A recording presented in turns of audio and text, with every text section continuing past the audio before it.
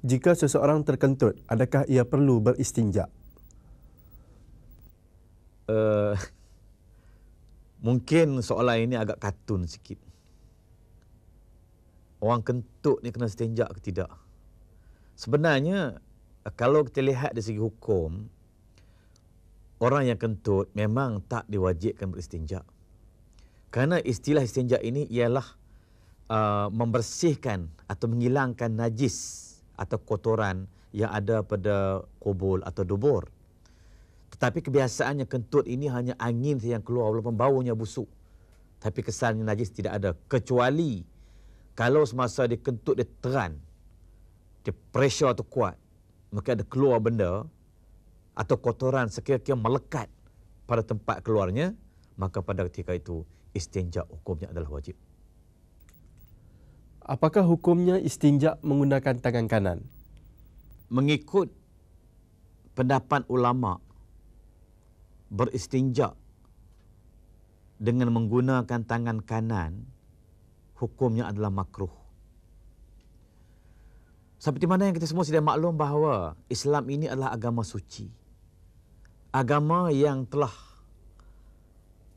menggariskan panduan-panduan untuk kita amalkan.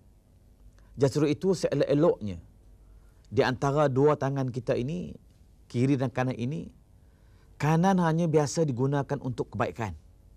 Seperti digunakan untuk makan, untuk mengambil, untuk memberi, menghulu dan menerima.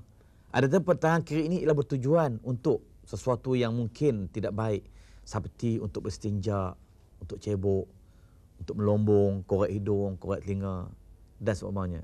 Tetapi walau bagaimanapun, dari segi hukumnya, beristinja dengan menggunakan tangan kanan hanya hukumnya makruh saja.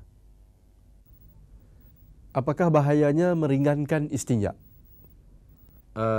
Kalau dibicarakan dari segi bahaya, orang-orang yang sengaja meringan-ringan istinja ini, pada zahirnya tidak ada. Tetapi pada hakikatnya, bagi orang-orang yang meringan-ringankan istinja, mungkin maksudnya kadang-kadang buang air kecil, tak basuh, pakai main palik-palik saja, main kesat-kesat saja. Mungkin pada hakikatnya ada bahaya-bahaya. Yang pertama, berpunca daripada kelalaian seperti inilah menyebabkan kita sentiasa dalam keadaan bernajis.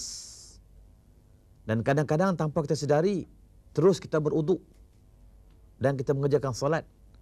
Maka sudah pasti solat yang kita kerjakan itu tidak sah dan tidak diterima oleh Allah Subhanahu Wa Taala. Satu. Yang kedua, mungkin berpunca daripada kelalaian beristinja, iaitu tidak membersihkan sebersih-bersihnya najis dan kotoran yang keluar melalui dubur dan kubur ini, menyebabkan kita sentiasa dalam keadaan kotoran di mana Allah dan Rasulnya tidak suka dan benci kepada orang-orang yang sentiasa dalam keadaan kotor dan tidak bersih. Yang ketiga, berpunca daripada kelalaian membersihkan diri daripada kencing, maknanya buang air kecil dan buang air besar ini menyebabkan akan terseksa ataupun akan menerima azab daripada Allah Subhanahu Wa Taala di dalam kubur nanti. Ini berpandukan hadis Rasulullah sallallahu alaihi wasallam di mana baginda bersabda, "Istanzahu minal baul fa inna 'ammat 'azabil qabr minal baul." Hadis rawahu Daruqutni. Yang bermaksud, bersihkanlah, sucikanlah kesan buang air kecil ketika mana kita membuang air kecil.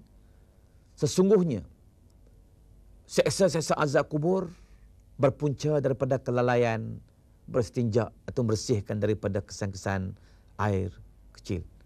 Maka ini di antara bahaya pada hakikatnya bagi orang yang sengaja meringan-ringankan istinja, yakni membersihkan kotoran atau najis yang ada ataupun yang terdapat pada dubur dan kubul, itu pada ketika membuang air kecil atau membuang air besar.